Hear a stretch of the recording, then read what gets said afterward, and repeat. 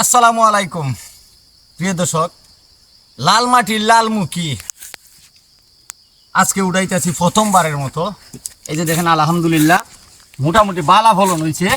লাল মাটিতে এত সুন্দর ফলন মনে হয় সবার ভাগ্যে জুটে না।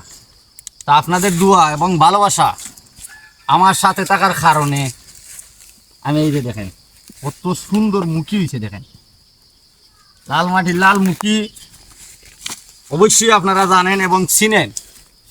এই যে দেখেন কত সুন্দর মুখী।